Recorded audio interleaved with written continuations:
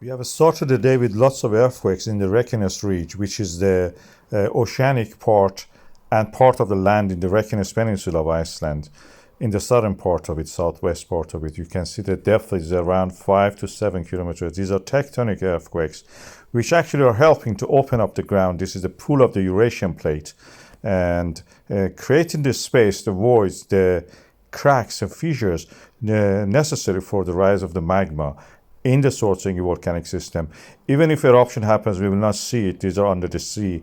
We are lucky that Iceland exists, and actually we can see when these things happen on the land, like what we saw in the past few months in the Reykjanes Peninsula in the Svartsengi volcanic system. So I have a video about this. This happened a few days ago also again, and before that other things. So please watch those things, and I've explained a lot of details there. We have many earthquakes in the Reykjanestá. That is the tip of the Reykjanes Peninsula of Iceland.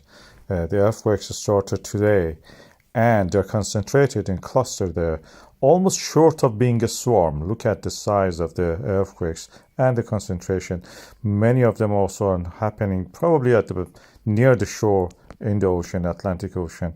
And this is the latest distribution of them, time distribution. The biggest one was around short of the 2.6, 2.7, and they're all happening along the boundary between the Eurasia and the North American plates. At the moment, we don't have any eruption, unlike what we saw in the, for example, Reykjanesá, that we have a cluster of the earthquakes. But nothing in theory can stop it to have an eruption in the ocean. However, we will not see it. This is happening in the deep waters. What we can see is that they release the fault lines engaged in one point and transfer the movement to the next, which will be the L-dwarf and the Svartsengi volcanic systems. I have a video about this previously made in a similar situation before a recent eruption in the Svartsengi. Please watch that. A cluster of the earthquakes has started in the Reykjanestá. That is the end point of the Reykjanes Peninsula, a peninsula in the Iceland which extends from the west to the east. And when we have the earthquakes in one location along that, usually it transfers through a series of strike-slip faults toward the east. We are lucky that the Reykjanes Peninsula is in that direction, longitudinal.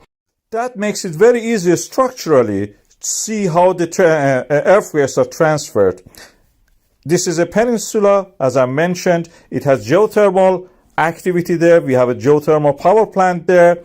And past eruptions also have happened there, like many parts in the Iceland. Is Iceland created by these activities? When modern earthquakes happens in one location in the west, it gradually through these transform faults and volcanic system transfers toward the east. These are the strike-slip faults that practically we discovered the plate tectonics by studying them on the ocean floor by the magnetic stripes that we could see actually on our charts.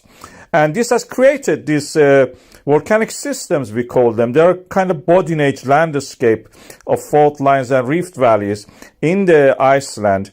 And usually they start in the Reykjanes region in the Atlantic Ocean. Then they move through this transfer of the strike-slip fault movements to accommodate the movement toward the Reykjanes Peninsula. This is where the earth crust is splitting. Atlantic Ocean was created in this way. And the roots of this is deeper in the mantle of the earth, where we have the uplift and convection of the heated material coming to the surface. North American plate and Eurasian plate practically are separated through this uplift of the material, through this extension of the oceanic crust, where everywhere else Gondwana was joining together. There we are a splitting of the earth, and these are rooted deep in the core mantle boundary of the earth. We may have eventually an eruption, but not directly at this moment. But through this strike-slip fault lines, we have these volcanic systems, including the Svartsengi volcanic system, which is active at the moment, and we are expecting any moment an eruption there. It may eventually lead also to eruption in the Svartsengi volcanic system. We have to wait and see.